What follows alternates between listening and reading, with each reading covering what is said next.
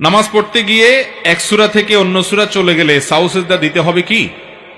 নামাজ পড়তে গিয়ে হঠাৎ আপনি এক সূরা থেকে আরেক সূরাতে চলে গেলেন, যদি আপনি বুঝে বুঝে যান একটা সূরাতে একটা জায়গা গিয়ে দাঁড়াইছেন, সেখানে অর্থ পূর্ণাঙ্গ হয়েছে, ওয়াকফ করছেন জায়গা মতো, অজায়গায় দাঁড়ান নাই, এটা বুঝেন, এরপর আপনি অন্য জায়গা থেকেও তেলাওয়াত করলেন, নামাজ হবে, অসুবিধা নেই। তবে সলাতের ক্ষেত্রে সুন্নাহ হলো আপনি যে কোনো একটা জায়গা থেকে তিলাওয়াত করে, বিশেষ করে একটা পূর্ণাঙ্গ সূরা পড়তে পারলে সেটা বেশি ভালো, এটা উত্তমের ব্যাপার, উত্তম।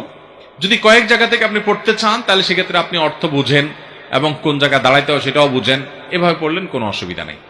আর যদি এমন হয় যে আপনি অর্থ বুঝেন না কিন্তু ভুলে গেছেন, এক জায়গা থেকে হঠাৎ করে আরেক জায়গায় চলে গেছেন, মুসাবা আয়াত যেটাকে বলে, তাহলে এটা অনিচ্ছাকৃত হলে কোনো অসুবিধা নাই।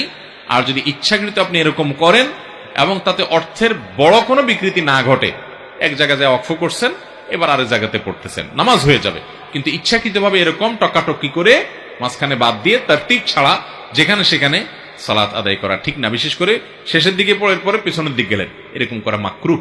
কিন্তু যদি কেউ এরকম এক এক জায়গা থেকে একটু একটু করে পড়ে, অর্থ বুঝে বুঝে এবং ধারাবাহিকতা রক্ষা করে, নামাজ হয়ে যাবে।